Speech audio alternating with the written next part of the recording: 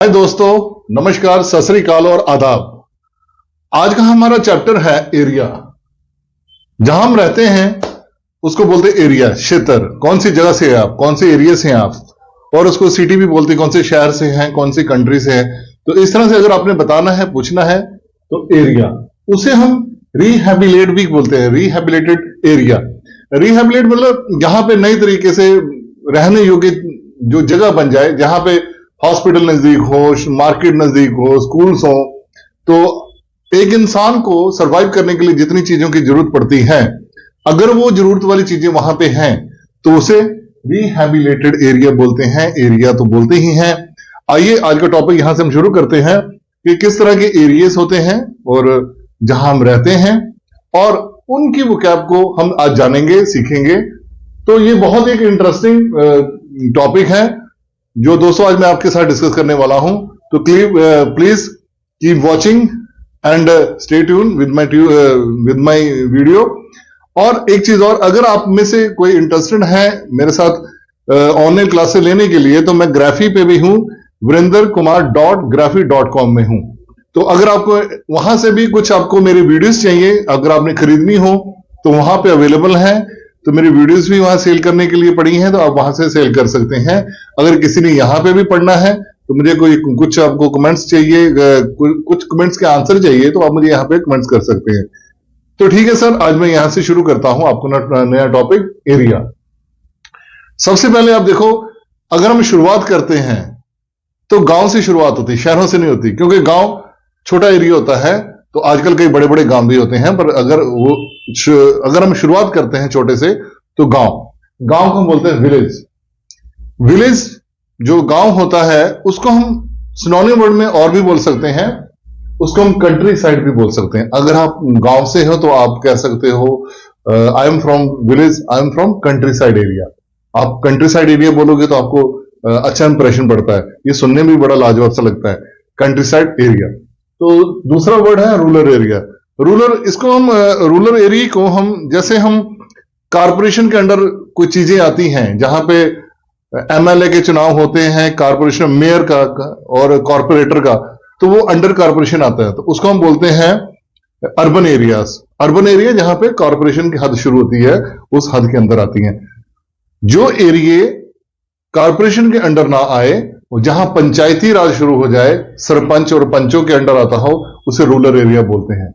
तो आप रूरल भी बोल सकते हैं, विलेज भी बोल सकते हैं, और कंट्री साइड, ये नया वर्ड है आपके लिए, तो आप याद कर लो, बोलो। अगर जो कोई स्टूडेंट्स हैं गांव से, तो I am country side area. तो उस कंट्री साइड एरिया से कभी बाहर आते हुए एक छोटी सी बस्ती बन जाती है, जिसे बोलते हैं टाउन। एक टाउन बन जाता है, वहां कुछ लोग गांव से अलग हटके सड़क के पार एक मार्केट बन जाती है। जब वो मार्केट चलती है, जहां बस रुकती है, स्टॉपेज होता है छोटा सा, वहां चाय की दुकान, पंचर की दुकान, छोटा सा कोई केमिस्ट की दुकान खुल गई, मिठाई की दुकान खुल गई, आहिस्ता आहिस्ता वहां पे कोई स्कूल खुल जाता है, कुछ घर बन जाते हैं। तो वो एक अपने आप में एक स्टॉपेज और एक अच्छी जगह बन जाती है, जिसे हम टाउन कहते हैं। ऐसे ही टाउन जब बहुत ज्यादा डेवलप हो जाते हैं, उन्हें हम बिग टाउन बोलते हैं। कि गांव से ज्यादा वो टाउन मशहूर होते हैं, वहां वो उनके गांव से नहीं जाना जाता, उनके टाउन से जाना जाता है। तो इसके बाद आता है कॉर्पोरेशन एरिया। कॉर्पोरेशन एरिया को सिटी बोलते हैं। सिटी को भी हम अलग अलग हिस्सों में डिस्क्राइब करेंगे। सिटी एक बहुत बड़ा होता है, जिसमें आप सिटी में डिस्ट्रिक्ट भी बोल सकते हैं। डिस्ट्रिक्ट मतलब कि जिला होता है, तहसील भी होती है, तो इनको बोलते हैं सिटी। सिटी को भी हम अलग अलग हिस्सों में बांटेंगे। जैसे सपोज कुछ शहर जो हैं, वो उनका ऐतिहासिक जुड़ा होता है उन शहरों में।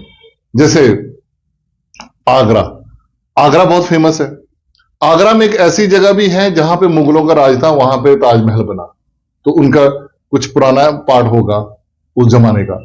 इसी तरह से अमृतसर को कहते हैं कि गुरु रामदास जी ने, सिखों के छठे गुरु श्री गुरु रामदास जी ने बनवाया था, तो उन्होंने ये शहर बसाया था। तो वहां पे भी उनकी पुरानी मार्केट जरूर होगी। मुंबई में भी है, पुरानी दिल्ली को तो पुरानी दिल्ली ही बोलते हैं। तो इसी तरह से हर शहर का एक पुराना हिस्सा होता है, जहां से वो शहर बना होता है। आगे चलते चलते वर्षों बाद वो डेवलप हो जाता है, बहुत ज्यादा बड़ा बन जाता है। अगर आप पुराने शहर में रहते हो, पुराने इलाके में जहां पे पुरानी मार्केट है, होलसेल मार्केट है, उसको बोलते हैं डाउनटाउन एरिया, उसे बोलते हैं डाउनटाउन एरिया। अगर आप में से कोई ऐसी जगह पे रहते हैं, शहरों में पुरानी जगह पे रहते हो, तो आप बोलो I am from downtown area of this city, मैं सिटी के डाउनटाउन एरिया में रहता हूं, मतलब उसके ऐतिहासिक जो जगह है, जो जुड़ी हुई जो इतिहास है, उसके साथ में रहता हूं। सेकंड है अर्बन एरिया। अर्बन एरिया शहर का वो हिस्सा होता है जो बहुत ज्यादा डेवलप होता है, जहां पे हर चीज डेवलप, मतलब कह सकते हो कि हॉस्पिटल है अच्छे, वहां पे घर नहीं होते, बंगलोज होते हैं, विला होते हैं, कोठियां होती हैं। तो ऐसे में अर्बन एरिया तो बोलते बोलते ये तो अंडर कारपोरेशन के उनके ग्राफ्स में आता है, जहां वो ढूंढते हैं लेआउट जो बना होता है उनका, तो वहां पे ये वर्ड बोलते हैं अर्बन एरिया। बट अगर आपने इसको इनफॉर्मल वे से बोलना है तो उसको हम पॉश एरिया भी बोलते हैं, कि that is the posh area. जैसे मुंबई पे जुहू है, Juhu is the posh area, Bandra है, तो बैंड स्टैंड है, इन इलाकों को बोलते हैं पॉश एरिया, जहां पे अमीर लोग रहते हैं, करोड़ोपति अरबोपति लोग, हम जैसे मिडिल क्लास लोग नहीं रहते। तो उसके बाद दूसरे एरिया सब अर्बन एरिया, उससे जो लोअर आ जाता है, जहां पे फ्लैट्स होते हैं, अच्छी मार्केट होती है, थोड़े middle class, higher middle class लोग रहते हैं, उनको बोलते हैं सब अर्बन एरिया।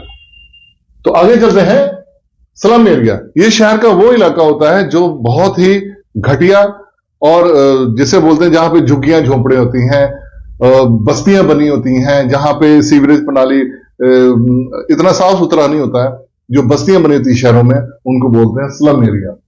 स्लम एरिया में झुग्गियां होती हैं, झुग्गियों को इंग्लिश बोलते हैं शैंटीज, SHANTIES, शैंटीज। शैंटीज मतलब झुग्गियां झोंपड़ी। तो एक होता है शहर का बाईपास इलाका, जो शहर से बाहर की तरफ लगता है, उसे बोलते हैं आउटस्कर्ट एरिया। अगर कोई आदमी शहर के बाईपास एरिया में रहता है, उनका घर वहां पे है, तो वो ये कह सकता है I live in outskirt area of my city, मैं अपने शहर के आउटस्कर्ट एरिया में रहता हूं। आउटस्कर्ट का मतलब ही होता है बाहर, सिटी से बाहर ही बाहर, जो कुछ बसें बाहर बाहर से निकल जाती, कुछ रोड हाईवे वो सिटी के अंदर नहीं आती, डाइवर्ट करके बाहर बाहर से वो निकाल देते हैं, तो उसे बोलते हैं आउटस्कर्ट एरिया। तो ये तो है सिटी के तो सेगमेंट, किस किस पार्ट में हमने बांटा था। अगर आपको लगता है इसमें से कुछ छूट गया, आप कुछ एरियाज में ऐसे हो, तो मुझे कमेंट्स करके बताइए, तो उसकी हम इंग्लिश बता देंगे, शायद हो सकता है मुझसे कुछ क्वेश्चन छूट गया हो। तो सिटी से जब बड़ी सिटी बनती है, तो आपने सुना होगा टीवी में, न्यूज चैनल्स में, वो बोलते हैं महानगरों के तापमान। महानगरों के तापमान में जैसे मुंबई, कलकत्ता, बेंगलोर, मद्रास को चेन्नई बोलते हैं आजकल, तो ऐसे बड़े बड़े शहरों की जब वो तापमान बताते हैं, मतलब महानगर, नगर नहीं बोलते, महानगरों का तापमान, तो इंग्लिश बोलती है मेट्रो सिटीज। मेट्रो सिटी तो हम बोलते ही बोलते हैं, असल में उसका मेट्रो सिटी नाम नहीं है, उसका असली पूरा नाम है मेट्रोपॉलिटन सिटी। मेट्रोपॉलिटन सिटी को हम शॉर्ट फॉर्म में मेट्रो सिटी कहते हैं। मेट्रो सिटी का मतलब होता है बड़े बड़े शहर, महानगर। मुंबई देखो कितना बहुत बड़ा शहर है।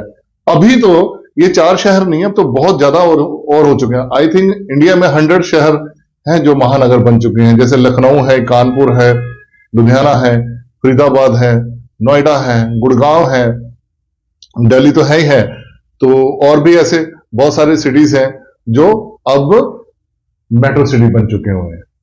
इसी तरह जो विदेशों के शहर हैं जो बहुत फेमस हैं, कई बार हम कंट्रीज के नाम तो जानते हैं, पर कई बार हम उन शहरों को जानते हैं, बट हमें उनके कंट्री का नाम नहीं पता होता।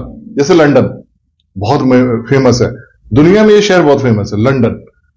किसी से अचानक पूछ लो ये किस कंट्री को, उसको भी पड़ जाता है, यूके का, इंग्लैंड। पेरिस कहां जी, पेरिस नहीं याद है। पेरिस में के बाद आता है जैसे न्यूयॉर्क। न्यूयॉर्क दुनिया में बहुत फेमस है। टोक्यो बहुत, बीजिंग बहुत फेमस है। इंडिया में मुंबई कुछ लोग फॉरेन से जब आते हैं तो वो मुंबई बोलते हैं, इंडिया में मुंबई जाना है मैंने, मुंबई में वहां पे फिल्म सिटी है, दिल्ली में जाना है। तो ये इंटरनेशनली ही फेमस है। तो जो इंटरनेशनली फेमस है उनका वो रुतबा है, महानगर के ऊपर भी उनका एक रुतबा इंटरनेशनल लेवल, उससे बोलते हैं कॉस्मोपॉलिटन सिटी। इसको भी शॉर्ट फॉर्म में कॉस्मो सिटी बोलते हैं। तो अगर पूरा बोलना है तो कॉस्मोपॉलिटन सिटी। लंदन हो गया, टोक्यो हो गया, पेरिस हो गया, रशिया की राजधानी मॉस्को हो गया। तो इस तरह से बहुत सारी ऐसी सिटीज हैं जो बहुत फेमस हैं, तो जिनको हम इंटरनेशनली रुतबा दिया हुआ है बेस्ट, हम उसको कहते हैं, तो उनको कॉस्मो सिटी बोल सकते हैं। इन सिटीज में आखिर क्या क्या उपलब्ध होता है? जैसे कोई एक सिटी लेके चलता है जहां पे हम बोलते हैं रिहैबिटेशन बोलते हैं, रिहैबिलिटेशन भी बोलते हैं, रिहैबिलिटेट एरिया भी बोलते हैं। तो इनमें ऐसा क्या है, हम क्यों उन शहरों में जाना चाहते हैं रहने के लिए? नंबर एक तो जॉब्स अपॉर्चुनिटी ज्यादा होती है बड़े शहरों में, इसलिए शहरों के लोग या स्मॉल टाउन्स के लोग या बिग टाउन्स के लोग माइग्रेट होने के बाद सिटीज में आते हैं। वो सिटीज बाद में मेट्रो सिटी बढ़ता जाता है, क्योंकि नंबर ऑफ चांसेस जो जॉब्स की हैं तो वहां मिलनी शुरू हो जाती हैं, लोग वहां पे अपना घर बना लेते हैं, तो वहीं पे शिफ्ट हो जाते हैं, माइग्रेट हो जाते हैं। माइग्रेट होता है एक शहर से दूसरी जगह शिफ्ट होना। जैसे बहुत से बिहार के लोग, यूपी के लोग पंजाब की तरफ मूव करते हैं, तो वो माइग्रेट होते हैं। ऐसे ही पंजाब के लोग मुंबई की तरफ, दिल्ली की तरफ मूव करते हैं, तो माइग्रेट। एक देश में रहकर जब हम एक देश में ही अपने शहर से बोलते हैं माइग्रेट होना। तो अगर कोई कॉलेज में कोई स्टूडेंट पढ़ता है, तो वो एक कॉलेज छोड़कर दूसरी कॉलेज में जब ज्वाइन करता है, तो यहाँ एक यूनिवर्सिटी से दूसरी यूनिवर्सिटी में उसी कोर्स पे वो आगे कंटिन्यू करना चाहता है, अपना साल बचाना चाहता है, तो वहां पे माइग्रेशन फॉर्म लगता है। माइग्रेट और माइग्रेशन उसी से बना। तो माइग्रेशन मतलब एक जगह से दूसरी जगह जाना। तो अगर हम एक कंट्री छोड़ के दूसरी कंट्री जाते हैं, जैसे बहुत सारे लोग जो ज्यादा पढ़े लिखे नहीं है, स्किल्ड वर्कर हैं, वो यूएई में जाते हैं, दुबई जाते हैं, मस्कट जाते हैं, ईरान, इराक, कतर जाते हैं, स्पेन जाते हैं, इटली जाते हैं यहां पे, तो उसे बोलते हैं इमिग्रेट। तो इमिग्रेट होना अपने देश को छोड़ के दूसरे देश, जैसे पंजाब, हरियाणा, ये ज्यादा कनाडा जाते हैं, यूके जाते हैं, अमेरिका जाते हैं, तो इमिग्रेट होते जाते हैं। तो उनको भेजने वाले जो दफ्तर होते हैं उनको बोलते हैं इमिग्रेशन ऑफिस। तो इमिग्रेट का मतलब होता है एक देश से दूसरी देश की तरफ मूव होना। अगर एक ही कंट्री में रहकर हम एक शहर से दूसरे शहर या एक स्टेट से दूसरे स्टेट मूव करते हैं, उसे बोलते हैं माइग्रेट करना। तो जॉब और अपॉर्चुनिटी की वजह से जाते हैं। नंबर 2, वहां पे स्वीक इम्यूनिटीज मिलती हैं। स्वीक इम्यूनिटीज का मतलब होता है मूलभूत सेवाएं। मूलभूत सेवाएं मतलब वही, जैसे मैंने बोला, अच्छी लोकेशन होनी चाहिए, घर के पास बाजार होता है, हर चीज मिल जाती है, अवेलेबल हो जाता है। कभी जरूरत पड़ जाए, इमरजेंसी पे कहीं कोई गेस्ट आ जाए, तो अचानक कोई चीज लानी हो तो पास ही हो जाता है। अगर इमरजेंसी पड़ जाए, घर में कुछ किसी को मेडिकली प्रॉब्लम आ जाए, तो हॉस्पिटल्स नजदीक हैं, टैक्सी कैब जल्दी मिल जाता है, टैक्सी कैब नहीं तो 3 व्हीलर्स मिल जाते हैं, ये रिक्शास मिल जाते हैं। तो इन तरह की चीजों को जल्दी से जल्दी मिल जाना। सीवरेज प्रणाली बड़ी अच्छी है, वहां पानी नहीं खड़ा होता। ऐसा नहीं है कि अगर आपने घर ले लिया, आपको अपना वॉशरूम प्रॉपर ढंग से नहीं मिल पाते हैं। तो इन सबकी व्यवस्था है, स्ट्रीट लाइट अच्छी है, रोड अच्छे हैं, तो इनको बोलते हैं मूलभूत सेवाएं जो एक इंसान को मिलती है, सिविक इम्यूनिटीज। इसी तरह से वेजिनेशन का मतलब ग्रीनरी, हरियाली हो, पेड़ पौधे हो। कुछ लोग ऐसे भी घर बनते हैं आजकल, खेतों में कटाई कर देते हैं या गवर्नमेंट से अप्रूव्ड होते हैं, वो पहले सड़कों में पेड़ लगाते हैं, बाग जैसे बनाते हैं, पार्क बनाते हैं। तो ग्रीनरी भी होनी चाहिए इंसानों को रहने के लिए। तो ऐसे ही जगह हो तो वो रिहैबिलिटेशन वाली जगह होगी है। तो आगे चलते हैं रोड। अब रोड कैसे होती है? सड़क जो सिटीज में रोड्स हैं वो 1 वे, 2 वे, 4 वे भी हो जाते हैं। एक सड़क है, सिंगल रोड हो गई, 2 है आने जाने वाले, एक तरफ जाते हैं एक तरफ आते हैं, तो उसे बोलते हैं 2 वे। कई बार 4 होती हैं, 4 वे। एक ऐसी सड़क भी होती है जिस तरह जा सकते हो, वापस नहीं आ सकते हो, 1 साइड, 1 वे बोलते हैं, 1 वे। एक होता है लिंक रोड। लिंक रोड वो होता है जैसे अब हाईवे पे जा रहे हो, तो गांव की तरफ जो सड़क जुड़ती है आगे हाईवे को, उसको बोलते हैं link road. Is it clear? तो जो गांव की तरफ सड़कें मुड़ती हैं उसको बोलते हैं लिंक रोड। इसी तरह से अगर शहरों में आप घूम रहे हो, तो वहां पे आप ट्रैफिक के नियमों को पालना करते हो, तो वहां पे बहुत सारे चौंक्स आते हैं, तो चौंक्स में भी वेरिएशन होती है। तो आपने देखा होगा, अगर कहीं पे आपको गोल दिखाई देता है, गोल चक्कर सा, तो ऐसे घूम के हम जाते हैं, हम सीधा नहीं चले जाते, हम घूम के, अगर मैंने इस तरफ जाना, मैं ऐसे नहीं जाता हूं, मैं घूम के जाता हूं, उस एरिया को बोलते हैं राउंड अबाउट। ऐसे गोला, उसके चारों तरफ सड़क है, तो हम उसके सर्कल के साथ साथ घूम के चलते हैं, इस जगह को बोलते हैं राउंड अबाउट। एक दूसरा होता है और एक सड़क ऐसे, आप ऐसे जा रहे हो, आगे आपको ऐसे दो मिल रही हैं, इस तरफ जाना है कि इस तरफ जाना, दोराहा आ जाता है, उसे बोलते हैं वाई फॉर कॉशन। उसे बोलते हैं वाई फॉर कॉशन। कई बार सोचते हैं यार मैं तो वहां फंस ही गया, वहां तो कोई बोर्ड ही नहीं लगा, तो दो रास्ते ऐसे निकल गए, अब मुझे नहीं पता था कि मैं इस तरफ जाऊं कि इस तरफ, ना बोर्ड लगा। अगर बोर्ड लगा हो, मान लो वहां लिखा हो गोवा इस तरफ, बेंगलोर इस तरफ, तो मुझे पता लग जाता। मैं तो इस तरफ चला गया, बाद में पता चला मैं तो बेंगलोर पहुंच गया, फिर मैं वापस आया। तो ऐसे जहां पे दिखेगा उसे बोलते हैं वाई फॉर कॉशन। एक है टी जंक्शन। टी जंक्शन मतलब आप जैसे लिंक रोड से ऐसे जा रहे हो, तो आगे पूरी ऐसे सड़क है, तो ऐसे टी जंक्शन बन जाता है। अगर ऊपर से देखोगे तो सैटेलाइट से, तो वो टी जंक्शन है कि मतलब आप आगे जाते हो तो आपको एक सीधी सीधी सड़क दिखती है, घूम के ऐसे, वो इस तरफ भी जा रही है, इस तरफ भी जा रही है, आपने इस तरफ जा रहा है, इस तरफ चले जाओ, इस तरफ सीधी सीधी आप ऐसे जा रहे हो, तो वो टी जंक्शन बन जाता है। कई इसी तरह से चौराहा होता है जहां पे गोल तो नहीं होगा, राउंड नहीं होगा, सिर्फ वो ऐसे गाड़ी निकली, बीच में छोटा सा स्टॉपेज होता है, जो ट्रैफिक वाला होता है वो खड़ा होता है वहां पे, पर गोल नहीं होता, उसे बोलते हैं क्रॉस सेक्शन। क्या बोलते हैं? Cross section. क्रॉस सेक्शन मतलब चौराहा, चौराहे पे चाहे 4 सड़कें भी आती हैं, कई बार 6 भी होती हैं, 8 भी होती हैं, तो बीच में ट्रैफिक वाला कंट्रोल करते हैं, या ट्रैफिक वाला नहीं होगा तो ट्रैफिक लाइट्स उनको कंट्रोल करती है, ट्रैफिक को, उस जगह को क्रॉस सेक्शन कहते हैं। तो इस तरह का शहरों में मतलब व्यवस्था होती है, क्योंकि पॉपुलेशन ज्यादा होने की वजह से गाड़ियां भी ज्यादा होंगी, व्हीकल्स ज्यादा होंगे, 4 व्हीलर भी बहुत ज्यादा होते हैं, 2 व्हीलर्स तो बहुत ज्यादा ही होते हैं। तो वरना अगर इस तरह की व्यवस्था नहीं होगी, तो सिविक एमिनिटीज, मूलभूत सेवाएं नहीं होंगी, तो हम ऐसी जगहों पे रह नहीं पाएंगे, रोज झगड़ा करेंगे, रोज एक्सीडेंट होंगे। तो इस वजह से हम इसको सिविक एमिनिटीज में ही लेंगे। अगर सिविक एमिनिटीज में और बातें करें तो सड़कें क्या होनी चाहिए? Should be broad. ब्रॉड मतलब चौड़ी सड़कें होनी चाहिए, तो ट्रैफिक क्लियर हो जाती है जल्दी से जल्दी, जितनी मर्जी ट्रैफिक जाम हो तो ब्रॉड। अगर कुछ एरिया ऐसे होते हैं जो तंग गली, जैसे पुराने शहरों में देखा होगा आपने, वो पुराने जमाने के बने होते हैं, उनकी गलियां छोटी होती हैं, बोलते हैं तंग गलियां बहुत है वहां पे, गाड़ी हम यहीं छोड़ जाते हैं, वहां ट्रैफिक में फंस जाएंगे, वो तंग गलियां। कुछ गलियों में कारें ही नहीं जाती अंदर, तो जहां मैं रहता हूं वहां पे भी कार नहीं जाती, तो बाहर ही रोकना पड़ता है, एक गली पहले, तो फिर आगे पैदल आना पड़ता है। ऐसी गलियों को बोलते हैं नैरो स्ट्रीट्स। ऐसे सड़कों को बोलते हैं नैरो रोड्स। नैरो रोड और नैरो स्ट्रीट्स, कि आपके वहां पे बहुत सड़कें बहुत तंग है यार, ट्रैफिक बड़ी ज्यादा है, तो ट्रैफिक ज्यादा होने की वजह से और ऊपर से नैरो रोड होने की वजह से ट्रैफिक जैम्स ज्यादा रहते हैं, प्रॉब्लम्स ज्यादा आती हैं।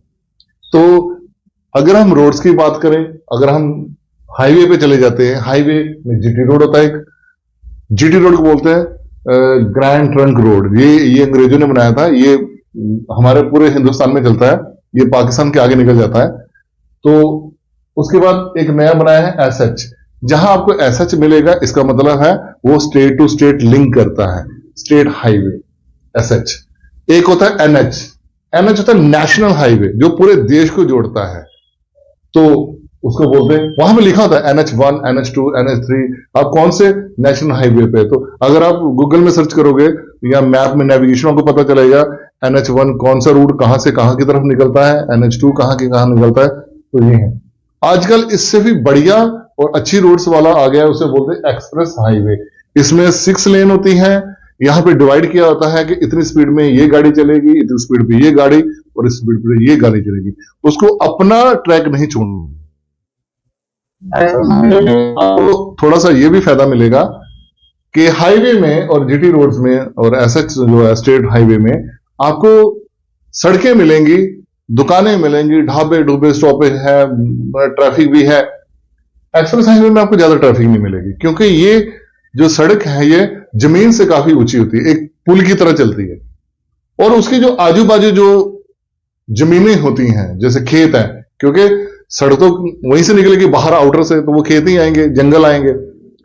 तो नेशनल हाईवे में, एसएच में और जीटी रोड में वो जंगल ऐसे खेत खुले होंगे, पर एक्सप्रेस हाईवे में किनारों पे बाड़ लगी हुई थी। जितनी लंबी सड़क, अगर आप 200 किलोमीटर सड़क भी बना देती है ना गवर्नमेंट, एक्सप्रेस हाईवे बनाती है, तो वो 200 किलोमीटर तक दोनों साइडों पे सड़क के बाड़ लगा देती है। खेत है तो जंगल है तो उसके साथ साथ बाड़ लगा देते हैं, कारण कि वहां से जंगली जानवर अंदर ना आ जाए, जैसे डॉग्स आ जाते हैं और भी गाय भैंस आ जाती है सड़कों पे, तो वो ना आ जाए जिसकी वजह से एक्सीडेंट हो। क्योंकि यहाँ पे जो गाड़ी जो चलाता है वो अपनी स्पीड के हिसाब से चलाता है, वो कम नहीं करता। अगर मान लो कोई आदमी 120 की रफ्तार में अपनी ही लेन पे चल रहा है, वहां पे लिखा हुआ आप 120 की रफ्तार में आएंगे, तो वो ब्रेक लगाएगा, वो तो मरेगा ही मरेगा खुद, और उसके पीछे जो लोग आएंगे वो एक्सीडेंट कर देंगे क्योंकि वो भी उसी रफ्तार से आ रहे हैं। उन जानवरों को रोकने के लिए चारों तरफ बाड़ लगाई जाती है, प्लस वहां पे रेस्टोरेंट ढाबे नहीं खोलते।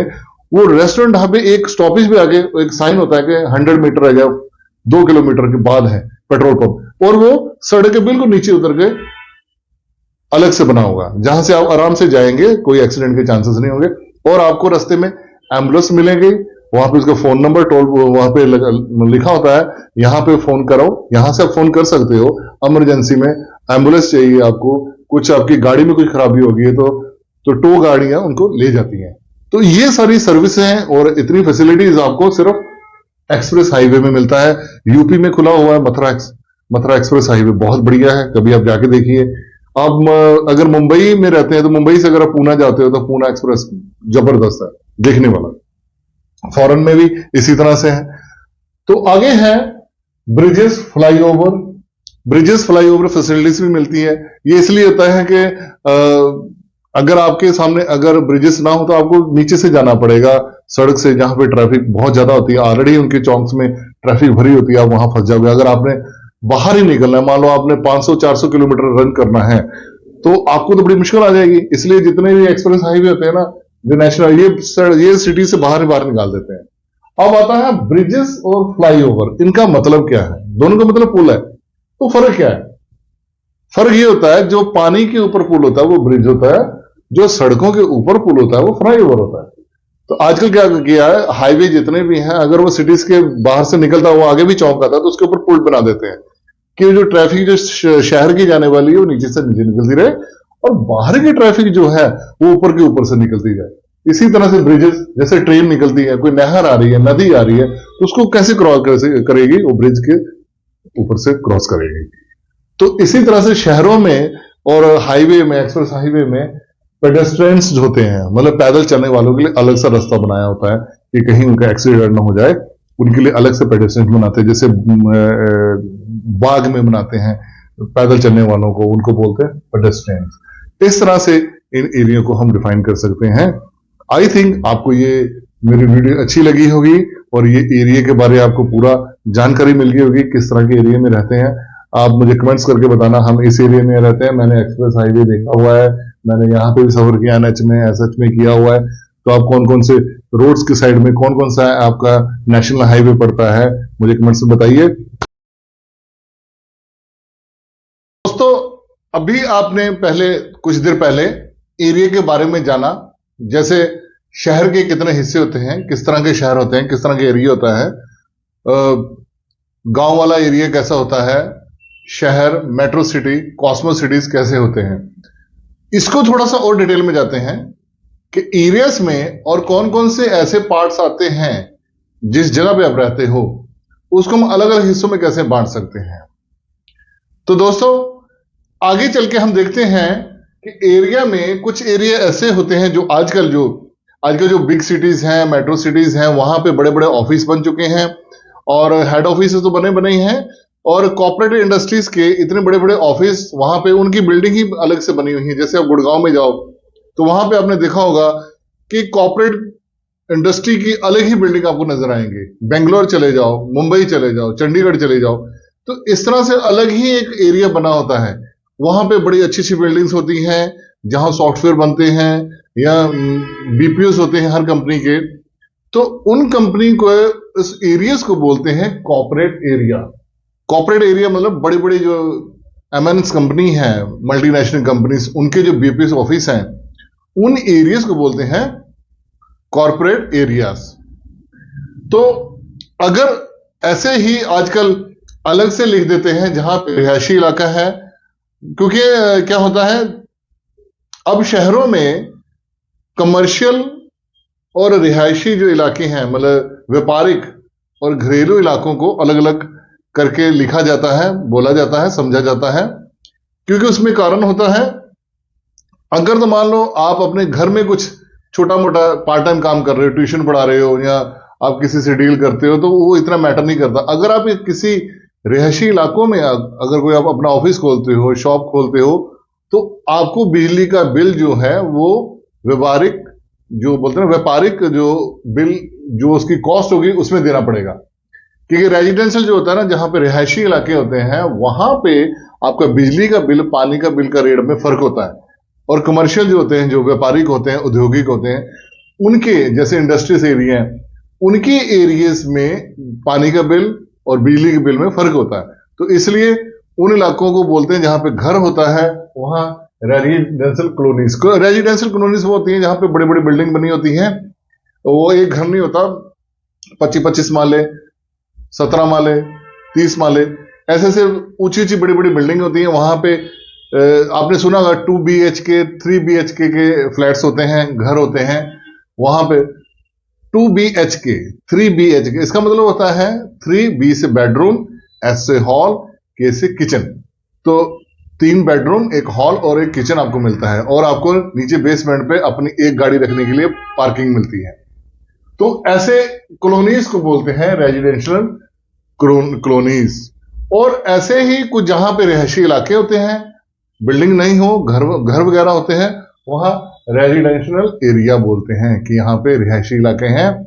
इन इलाकों के आजू बाजू पे उसके पास में कोई इंडस्ट्री नहीं लगती, जिसकी वजह से कोई पोल्यूशन उनकी तरफ ना फैले, और वहां पे जो शॉप्स भी होंगी, मार्केट भी होगी, थोड़ा अलग होगी, हटके होगी। तो उन एरिया को बोलते हैं रेजिडेंशियल एरिया, जहां पे रिहायशी इलाके हैं, जहां पे आप रह सकते हो। तो अपार्टमेंट में एक फर्क है। आजकल के युग में, जैसे मैंने अभी पीछे बोला, रेजिडेंशियल कॉलोनीज में 3 BHK 2 BHK के फ्लैट होते हैं। 2 BHK एक 25 लाख से शुरू होके करोड़ों तक भी जाते हैं, अकॉर्डिंग टू द वहां की साइट कैसी है और सिटी कौन सा है। मुंबई में तो 3 BHK का 1 करोड़ 2 करोड़ का भी एक फ्लैट मिलता है। आजकल उसको नए युग में नए तरीके से फ्लैट को बोलते हैं अपार्टमेंट बोलते हैं। वहां पे अलग से उनकी सोसाइटी, कैमरा, CCTV कैमरे लगे होते हैं, सब कुछ मिलता है, वहां पूल भी होता है, क्लब मेंबर्स होते हैं, नीचे शॉप होते हैं, एक पूरा उनका बना होता है जो फ्लैट का। तो आगे जैसे मैंने पहले बताया, व्यापारिक अदारे अलग से होंगे, उनके अलग से मार्केट होगी। तो उन इलाकों को बोलते हैं कमर्शियल एरिया। कमर्शियल एरियाज मतलब जहां पे दुकानें होंगी, शॉप्स होंगी, सर्विस सेंटर्स होंगे, तो उनको बोलेंगे कमर्शियल एरिया। सर्विस सेंटर जैसे सेल फोन के, जैसे नोकिया का, सैमसंग का, एप्पल का सर्विस सेंटर है, हो सकता है वहां पे उनका एक्सक्लूसिव शोरूम हो, ब्रांड शोरूम हो, तो उनको कमर्शियल एरिया बोलते हैं। तो दूसरा है मॉल्स। मॉल एक ऐसा कंसेप्ट है, ये अपने आप में ही बहुत बड़ा एक एरिया होता है। इनका कंसेप्ट ये होता है कि अगर कोई हमारे पास कस्टमर आता है, तो अपनी गाड़ी को हमारे ही मॉल के जो प्लेसेस है उसी में पार्किंग करे। फुली एयर कंडीशन होता है।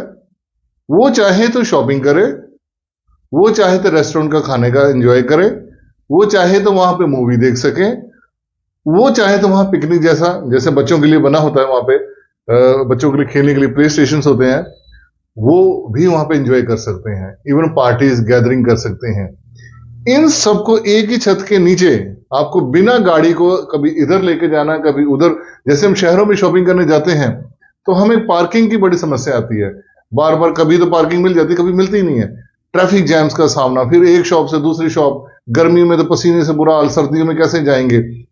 तो मॉल कंसेप्ट ऐसा है कि आप अपनी गाड़ी पे जाएं, वहां पार्क करें, एक बार पार्किंग के पैसे लगेंगे।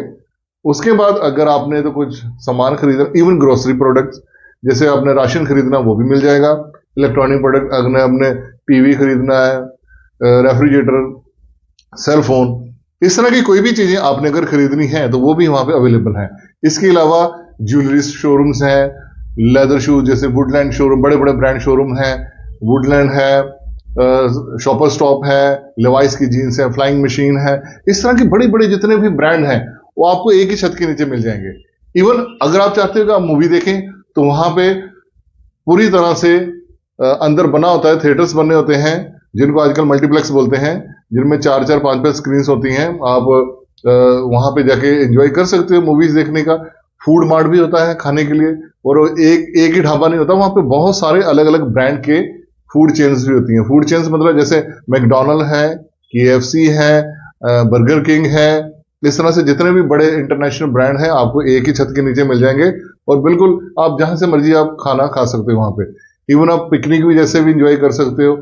इवन आप अपने बच्चों को लेके वहां पे खेल भी खेल सकते हो, जैसे प्ले स्टेशन होता है बच्चों के लिए, जो बाइक राइडिंग जैसे बना था, इलेक्ट्रॉनिक वीडियो गेम जैसी होती है, कारें चलाना, और बल्ले बॉल होता है वहां पे। तो इस तरह के बहुत सारे चीजें आपको एक ही छत के नीचे मिल जाएगा। उस कंसेप्ट को बोलते हैं मॉल। तो मॉल में आपको शॉप, थिएटर्स, एंटरटेनमेंट, फूडिंग सब कुछ मिलेगा, और एयर कंडीशन मिलेगा आपको। वहां ये नहीं कि आपको गर्मी लगेगी, सर्दियों में सर्दी नहीं, सर्दियों में बिल्कुल गर्म, गर्मियों में बिल्कुल ठंडा मिलेगा आपको। तो नेक्स्ट है मार्ट। मार्ट मॉल का छोटा कंसेप्ट। मार्ट का मतलब होता है कि एक ही ब्रांड का बहुत बड़ा शोरूम, उसमें वो अलग अलग सामान बेचता हो, जैसे विशाल मेगा मार्ट, डी मार्ट, बेस्ट प्राइस जैसे। ये वो शोरूम्स हैं जो एक ही छत के नीचे एक ही ब्रांड होता है बड़ा। वहां पे खाने खोने का तो नहीं मिलेगा आपको, हाँ आपको क्लोथिंग मिल जाएगा, ग्रोसरी मिल जाएगा, इवन इलेक्ट्रॉनिक प्रोडक्ट भी मिल जाएंगे। तो उनका अलग अलग सेगमेंट बना होता है, first floor, second floor, ground floor, third floor, 5 floor तक उनका होता है। तो यहाँ पे आपको शॉपिंग करने का मौका मिलता है। यहाँ पे थिएटर्स नहीं होते, ना ही प्ले स्टेशन होते हैं। तो प्ले स्टेशन जहां पे मिल जाए, थिएटर्स मिल जाए, वो मॉल बन जाता है। हाँ, यहाँ पे आपको जैसे मॉल है और यहाँ पे मार्ट में जब आप ट्रॉली लेके शॉपिंग करते हो, जैसे रिलायंस फ्रेश है, सॉरी, हाइपर सिटी है, यहाँ पे आप ट्रॉली लेके आप शॉपिंग करते हो, तो उस शॉपिंग को बोलते हैं विंडो शॉपिंग। आप वहां पे विंडो शॉपिंग भी कर सकते हैं, क्योंकि वहां पे आपको जैसे हम अपनी पुरानी शॉप्स हैं, मतलब ट्रेडिशनल शॉप में क्या करते हैं, शॉपकीपर को जाकर पूछते हैं भैया 1 किलो दाल देना, साबुन देना, मुझे शेविंग क्रीम देना, व्हाटएवर आप जो भी मांगना चाहते हैं। तो वो आप शॉपकीपर आपको बाहर ही खड़ा करके आपको सारी चीजें काउंटर पे लाके देगा, और आपसे बिल लेगा कि ये आपका बिल बना है, आप अपने यहाँ पे पे कर दीजिए।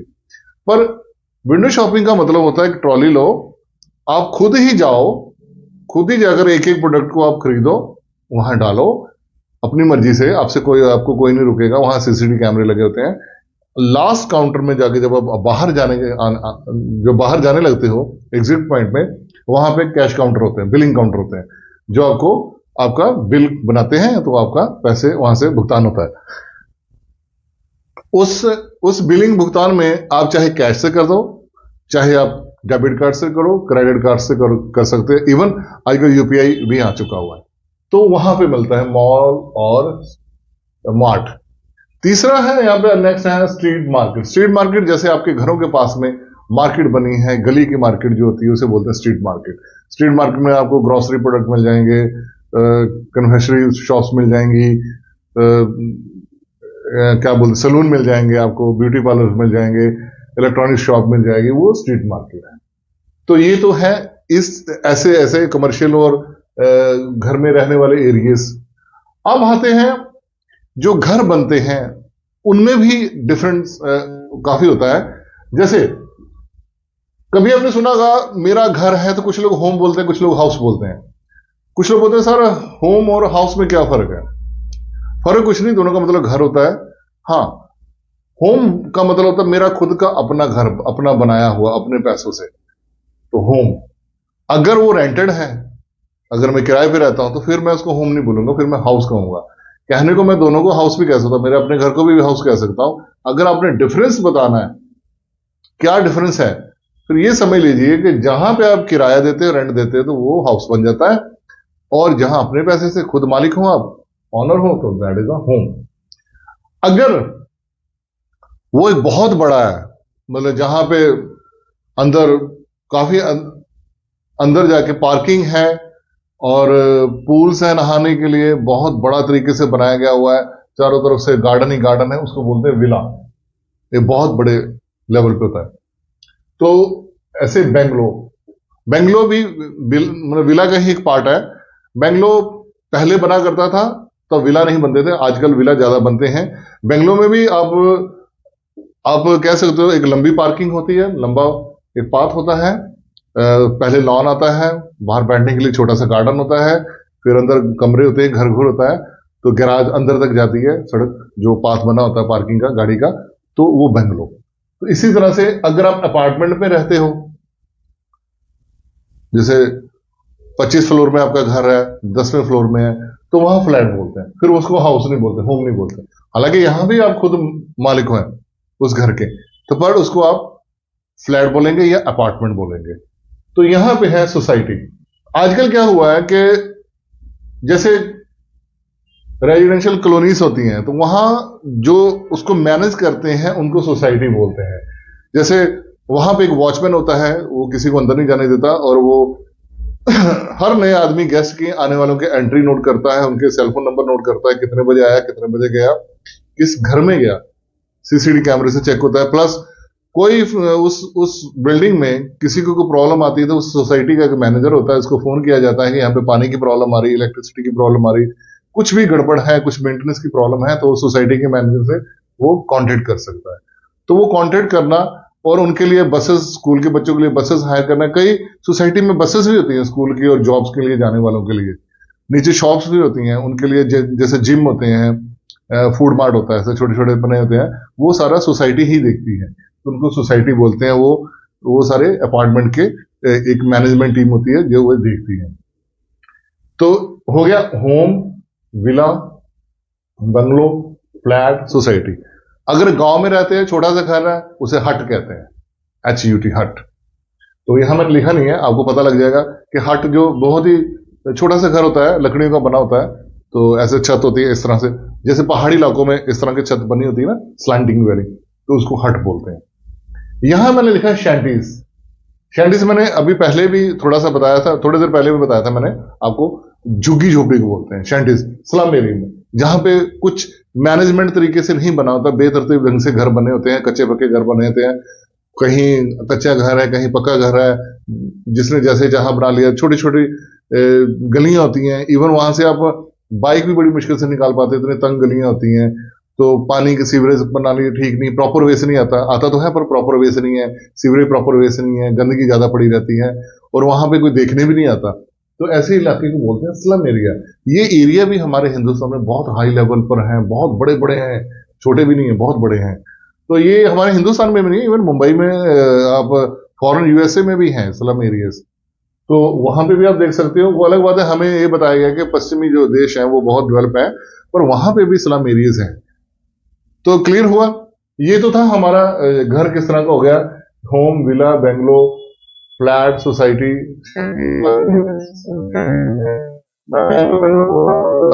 आप लोग ज्यादातर बंगला बोलते होंगे, मेरा बंगला, तो हिंदी में बंगला होता है, तो इंग्लिश में बेंगलो होता है।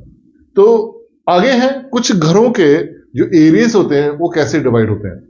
अब देखिए, कुछ एरियाज ऐसे होते हैं, कुछ लोग ऐसे पसंद करते हैं कि हमारा एरिया समुद्र बीच के पास में है, बीच एरिया भी बोल सकते हैं उसको, जहां समुद्र की लहरें आती हों उसको बीच, उसको कोस्टल एरिया भी बोलते हैं।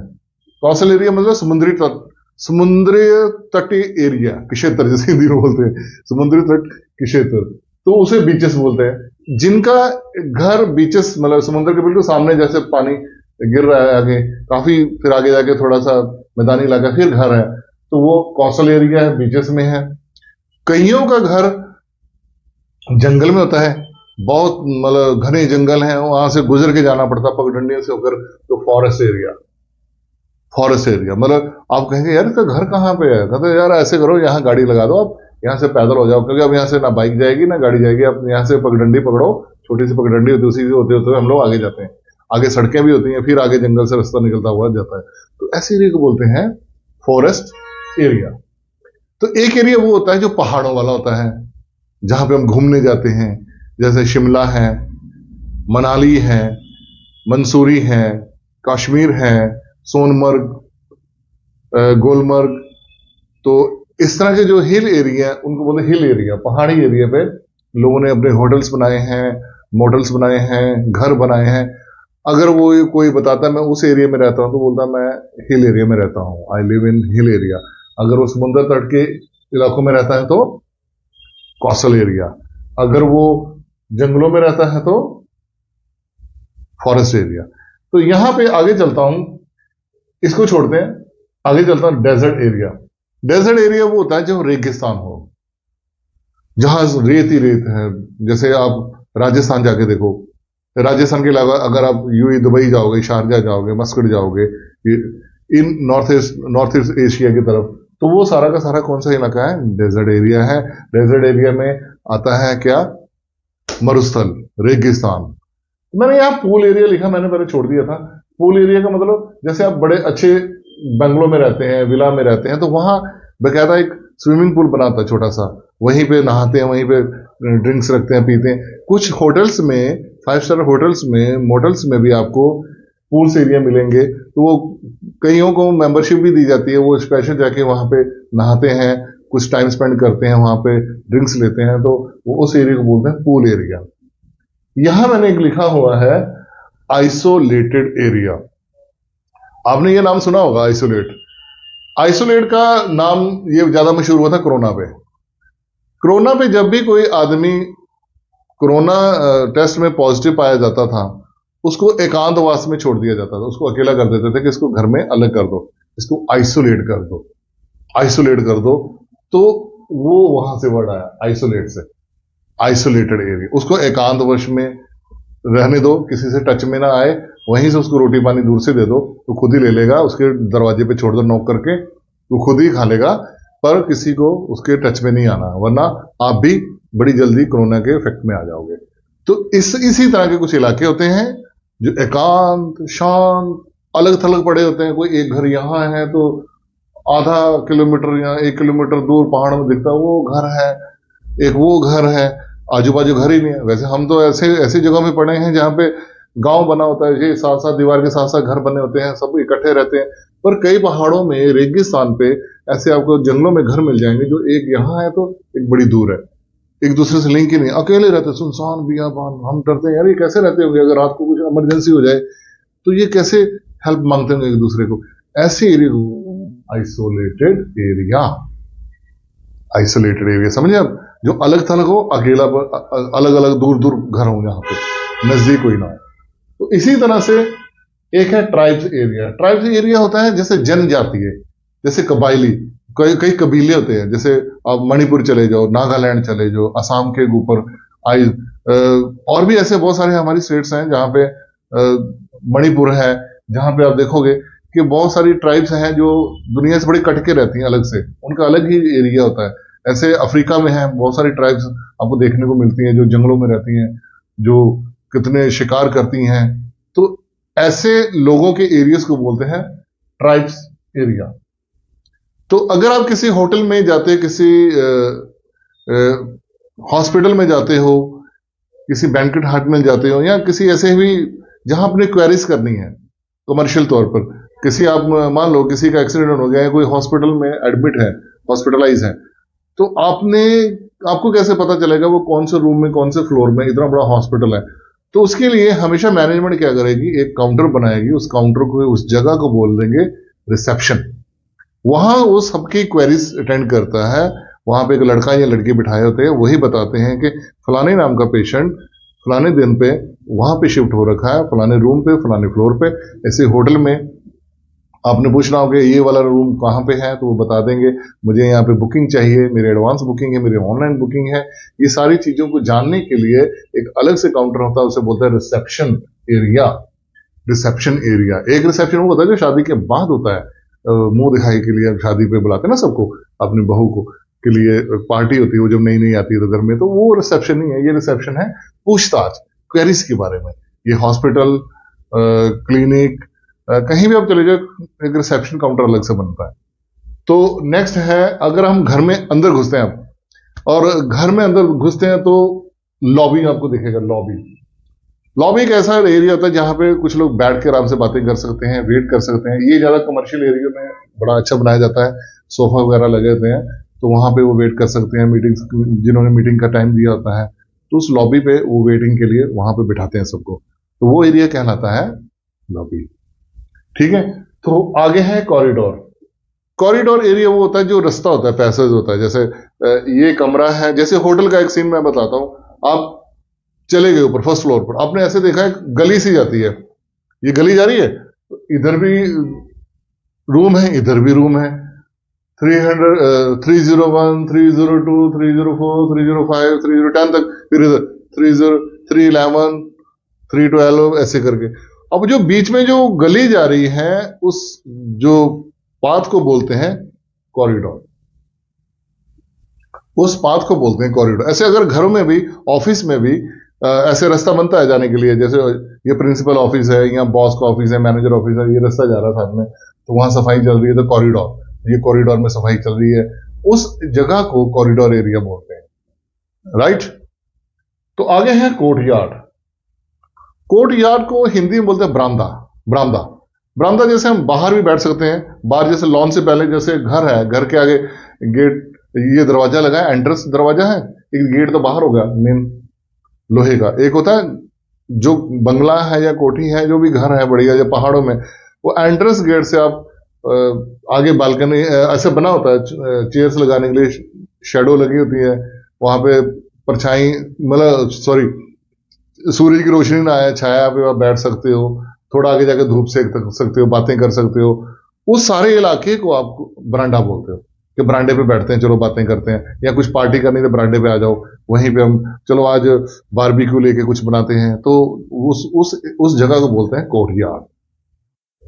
आगे है सी फेसिंग। जिनके घर तो समुद्री तट एरिया में है, जैसे मुंबई में है, चेन्नई में है, केरला में है, आंध्र प्रदेश में है, तो उन लोगों को सी फेसिंग मकान बहुत ढूंढते हैं कि मुझे ऐसा फ्लैट चाहिए अपार्टमेंट में कि जब मैं दरवाजा खोलूं तो सामने मुझे समुद्र का व्यू दिखे, अरे देखने में बड़ा सुंदर लगता है, मेरी आंखों में फ्रेशनेस फील हो, ताजी ताजी हवा आए, सी फेसिंग व्यू से बोलते हैं। तो कई कई इसीलिए भी घर शिफ्ट इसलिए करते हैं कि हमें यहाँ पे सी फेसिंग व्यू नहीं मिलता। तो सी फेसिंग व्यू का मतलब होता है कि जैसे मैं दरवाजा खोलूं या अपनी खिड़कियां, बेडरूम का खिड़की खोलूं, तो मुझे सामने समुद्र नजर आए, या किसी भी साइड से मुझे समुद्र का व्यू नजर आता हो, that is the sea facing. इसी तरह से कई लोग वास्तु में, कई लोग बताते हैं पंडित के, इस तरह से घर लेना कि आपका दरवाजा जो फ्रंट है, अगर आप ही उठो, आपका जो सीधा दरवाजा है वो सनराइज की तरफ हो, जिस तरफ सूरज उगता है पूर्व की साइड, तो आपका घर उस साइड में होना चाहिए, तो आपके लिए शुभ होता है, जैसा भी किसी का विश्वास है। तो कुछ लोग इस तरह के घर देखते हैं, तो वो लोग सुबह उठ के नहाने के बाद मतलब सूर्य देवता को जल चढ़ाते हैं, तो इसलिए वो सनराइज व्यू वाली चीजें तो वाले घर को प्रेफर करते हैं। आगे है सनसेट। सनसेट एरिया वो होता है जहां पे सूरज डूबता है। कुछ लोगों के घर इस तरह से बने होते हैं कि वो सनसाइड की तरफ होते हैं, सनसेट की तरफ, सनसेट की तरफ। सनसेट में कई बार सी फेसिंग वाला इलाका भी होता है, जैसे उनका जो घर है वो जरूरी नहीं समुद्र के जिस तरफ है उस तरफ से सूरज आए, हो सकता है समुद्र जिस तरफ है उस तरफ सनसेट होता हो, तो इसलिए वो वाला मांगते हैं। उस समय वो टाइम देखने वाला होता है, क्योंकि वो सूरज जब अस्त हो रहा था तो उनकी लालिमा जो आती हैं आजू बाजू आसमान में इर्द गिर्द जो दिखती है, उस समय आप कहीं बालकनी में बैठे हो, आपको अगर नजारा दिख रहा हो, चाय के साथ आपकी फैमिली बैठे गप्पे मार रहे हो, कितना अच्छा आप अपना टाइम स्पेंड कर सकते हो। ऐसे व्यू वाले घर को बोलते हैं सनसेट व्यू एरिया। तो उस एरिया में बैठे हुए कितना प्यारा मजा आया, आपके परिवार बैठा हो, अच्छी अच्छी बातें कर रहे हो, एक दूसरे से शेयरिंग कर रहे हो अपने दिनचर्या की बातें, साथ में एक एक कप चाय या कॉफी होती हो, माय गॉड क्या मजा है ना भी। तो इसे तो एक घरों में आजकल टेम्पल भी बहुत बनाते हैं, छोटा सा मंदिर जरूर बनाइए जहां पे आप रह सके, तो टेम्पल एरिया, उस एरिया पे वो जूता दूर ही रख रहे हैं, वो बाउंड्री बना देते हैं कि यहाँ पे जूता लेके नहीं आना है, नंगे पांव आना है, तो इस तरह से ये बनता है। क्लियर। तो आजकल एक और आ चुका हुआ है, मास्टर बेडरूम। यहां मैंने लिखा नहीं है, बेडरूम तो सबको पता है जहां पे सोते हैं बेड लगाता है, एक होता है मास्टर बेडरूम। मास्टर बेडरूम थोड़ा बड़ा होता है, उसमें सोफे भी लग जाते हैं कि कोई आ जाए तो घर में आ जाए, आजा अंदर ही आ जा, तो वो बेडरूम में भी मिल लेते हैं, क्योंकि वो बेडरूम में बैठ के अपनी मीटिंग वगैरह कर लेते हैं, कॉन्फ्रेंस कर लेते हैं, किसी को मिलना हो तो वो अंदर ही बुला लेते हैं। कई बेडरूम ऐसे होते हैं जो बिल्कुल ही अपने बेडरूम में किसी को अंदर लाना वो अच्छा नहीं समझते, उस समय तक हमारी प्राइवेसी खत्म होती है, तो आदमी को बाहर ड्राइंग रूम में बिठा दो। अब ड्राइंग रूम, एक वर्ड है ड्राइंग रूम। ड्राइंग रूम को भी आज का नया वर्ड आ गया, उसको बोलते हैं लिविंग रूम। लिविंग रूम मतलब शुरू में आपके घर के एंट्रेंस में मिल जाता है, कि कुछ लोग नहीं चाहते कि कोई अनजान आदमी आए वो सीधे अंदर की तरफ ही आ जाए। तो वहीं से उसको बैठाओ, चाय पानी पिलाओ, उसको पूछो क्या काम है, जैसे ही वो अपनी बात करके जाए तो वहां जाके उसको वहीं से उसको बाहर से भेज सकते हो। तो वो अपने बेडरूम पे नहीं लाते, तो उसको बोलते हैं ड्राइंग रूम, लिविंग रूम। आजकल एक मास्टर बेडरूम भी आ गया। कुछ लोगों का काम बहुत ज्यादा होता है तो उन पर टाइम नहीं होता कि जाके मैं ड्राइंग रूम में बात करूँ, कहते अंदर ही आ जाओ। अंदर ही उन्होंने सोफा वगैरह लगा रखा था, वहीं चाय चाय पीते हैं, बातें करते हैं। तो दोस्तों ये तो था एरिया। आई थिंक आपको बड़ी अच्छी तरह से समझ लग गया होगा। मैंने पूरी आदत है कि मैं कुछ भी टॉपिक पकड़ता हूं, चाहे वीडियो जितनी लंबी बन जाए, पर मैं चाहता हूं कि जो भी मेरी ये वीडियो देखे वो अच्छी तरह से देखे और समझे, यार वाकई मुझे कुछ नई चीजें मिली। मुझे पता है इसमें से आपको बहुत सारे वर्ड्स नए पहले भी आते होंगे, तो कुछ नए तो सीखे ही होंगे आपने, अगर आते भी होंगे तो मेरी ये कोशिश आप तक पहुंचाने तक की है, और आपकी भी कोशिश हो कि मेरी ये वीडियो देखें, ज्यादा से ज्यादा सब्सक्राइब करें, शेयर करें, लाइक करें, और आइकॉन बेल जरूर हिट करें, और अपने अपने भाई को साथ दें। और मुझे कमेंट्स में भी थोड़ा सा आप लिखा करें, अगर मुझसे कुछ गलतियां होंगी उसके बारे में बताएं, पॉजिटिव कमेंट्स दें। आप कुछ अपने टॉपिक बताएं जिससे मैं आपको नई वीडियो और स्ट्रांगली अच्छी तरह से बना सकूं। और दोस्तों मैं ग्राफी में भी हूं, ग्राफी में मेरा चैनल, अगर किसी ने ऑनलाइन मेरी क्लासेस लेनी है तो VarinderKumar.graphy.com में आप जाके देख सकते हैं, वहां पे मुझे एनरोल कर सकते हैं मेरी क्लासेस को। तो दोस्तों इसी के साथ मैं इजाजत चाहता हूं। नमस्कार, आदाब और सत श्री अकाल।